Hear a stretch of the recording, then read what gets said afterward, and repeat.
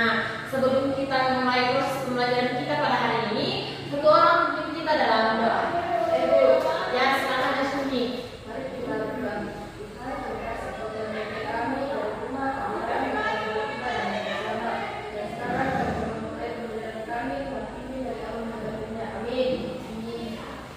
Ya, terima kasih Asmi. Nah, materi kita pada hari ini yaitu menggali bakat dan potensi yang menunjang karir. Tentang apa? Menggali bakat dan potensi yang menunjang karir. Baik, adapun tujuan layanan yang ingin kita capai pada hari ini, yang pertama, kalian dapat mengidentifikasi bakat dan potensi diri. Yang kedua, kalian mampu memberikan contoh hubungan antara bakat atau potensi dengan bidang karir yang sesuai. Yang ketiga, kalian dapat merinci jenis-jenis bakat dan potensi yang dimiliki. Berikut Ibu akan membacakan pertanyaan di atas, kemudian kalian menjawab sesuai dengan apa yang kalian pernah alami dengan cara menjawab ya atau tidak. Mengerti? Mengerti. Baik, yang pertama, saya tahu kelebihan atau bakat utama saya. Tidak. Oke, yang kedua, saya merasa bersemangat jika melakukan kegiatan tertentu. Ya atau tidak? Ya. Yang ketiga, saya sering mendapat pujian karena kemampuan saya. Ya atau tidak? Ya. Yang terakhir, saya sudah mulai melakukan langkah kecil untuk mengembangkan potensi saya. Ya atau tidak? Tidak. Nah, baik anak-anak, ternyata dalam kelas ini ada yang sudah mampu mengenali bakat, ada yang belum. Ya. Ya Bu. Ya, nanti kita belajar sama-sama. Nah, dari gambar di atas, manakah yang termasuk dalam potensi atau bakat kalian? Nomor satu. Ya, Asmi di olahraga. Ya, olahraga. Kalau Aris di mana? Nomor 2. Oh, menari ya. Kalau Lina, musik. Oh iya. Nah, baik, Ibu akan menayangkan video di atas, kemudian simak baik-baik, catat hal-hal yang penting, nanti Ibu akan tanya ya. Betul.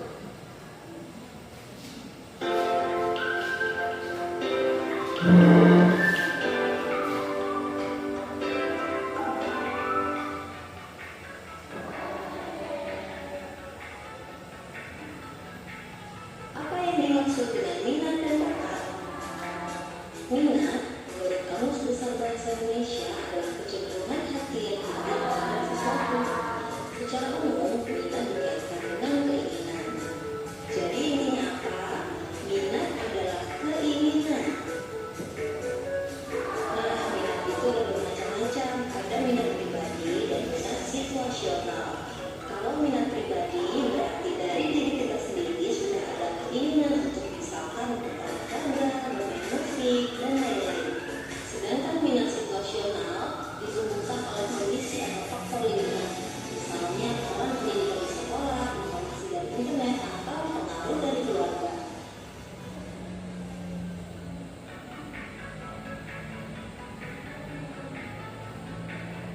Bakat adalah sebuah sifat dasar, kepandaian, dan pembawaan yang dibawa sejak lahir.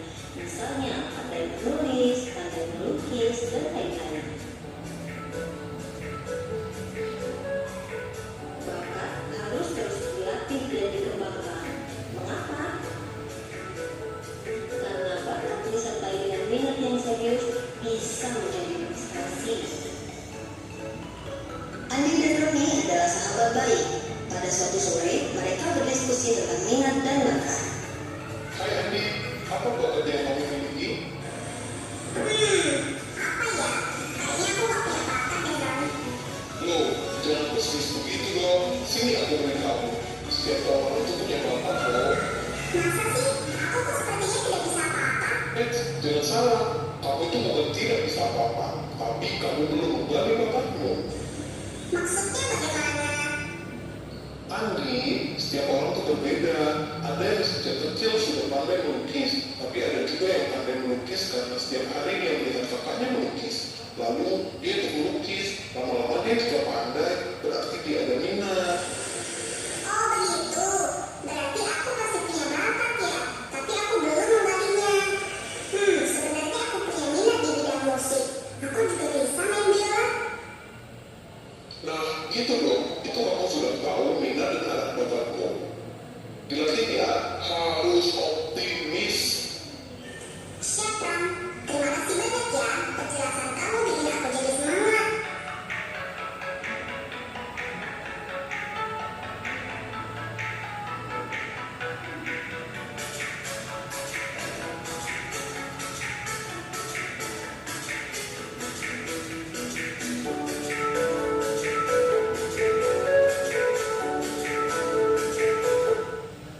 Nah, setelah menonton video tadi, apa yang kalian ketahui tentang bakat dan minat?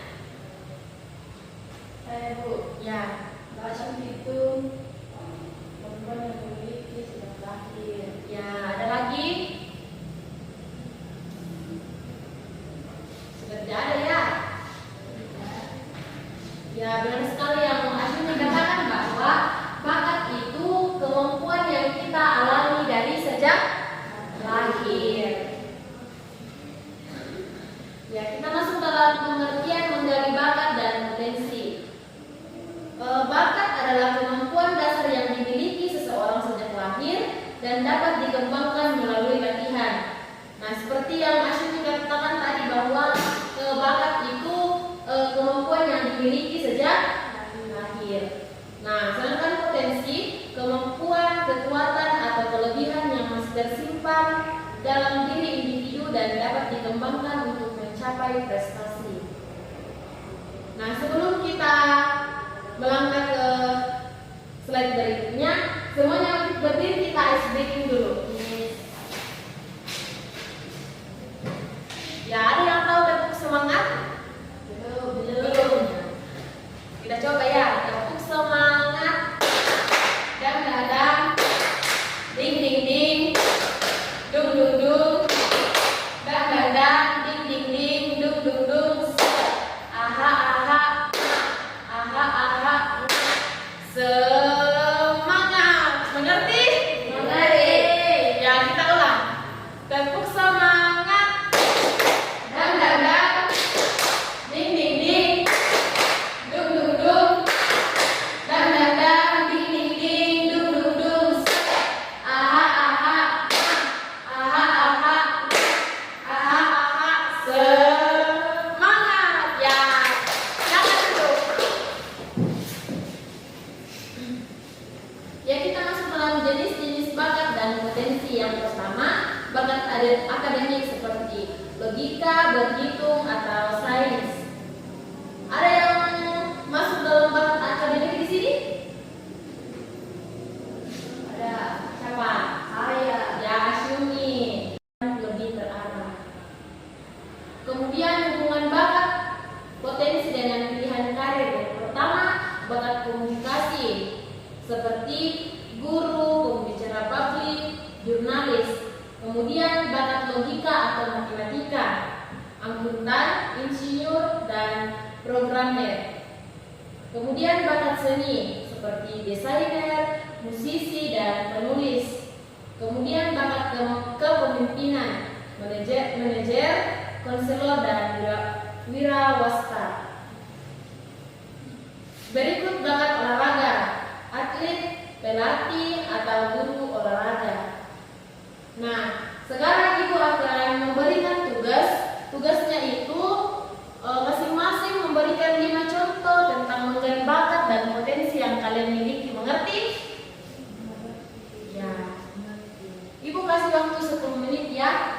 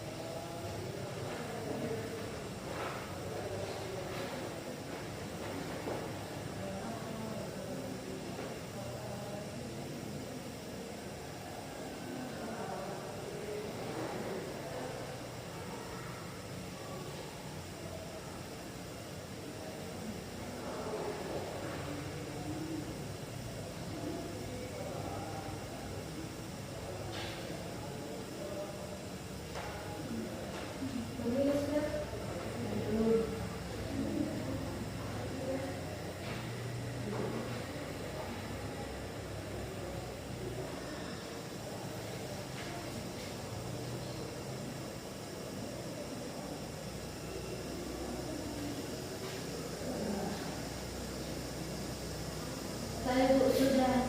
Enggak. Juni. Kita tunggu Juni ya. Oke Bu.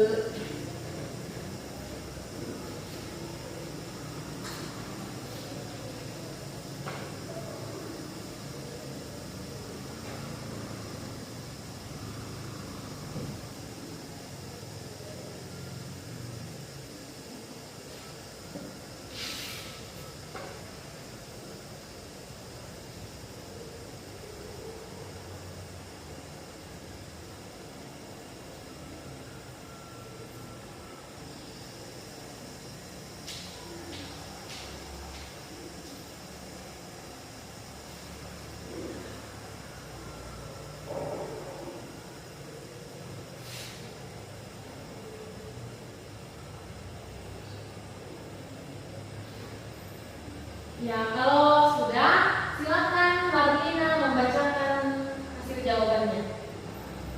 Berdiri ya. Dekat sekali ya.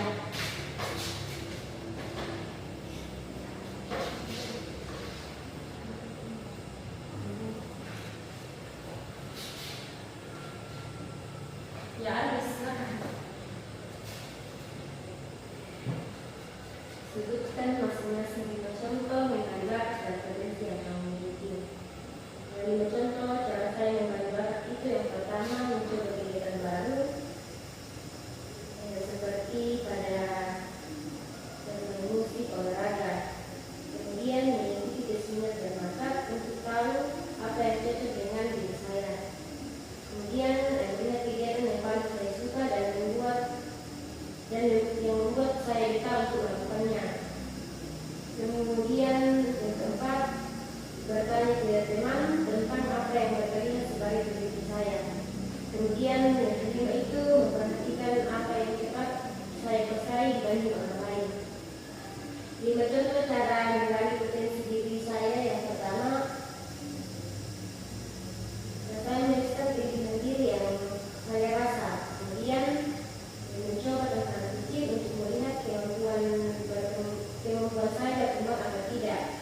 Kemudian yang ketiga, belajar baru, bisa lewat kursus atau pelatihan.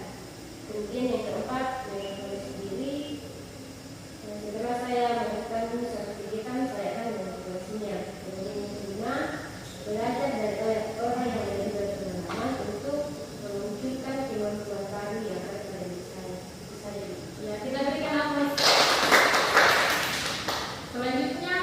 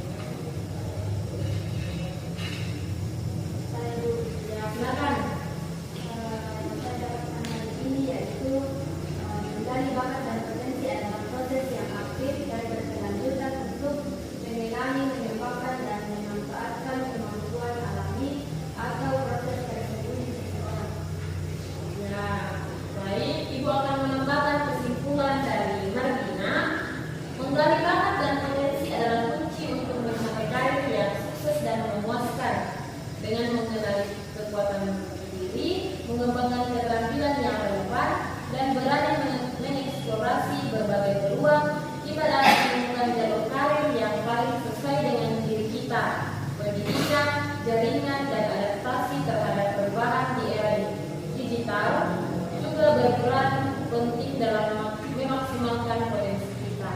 Nah, terima kasih atas partisipasi atau kerjasama anak-anak pada hari ini. Sebelum kita menutup proses pembelajaran kita pada hari ini, satu orang pimpin kita dalam doa. Alis.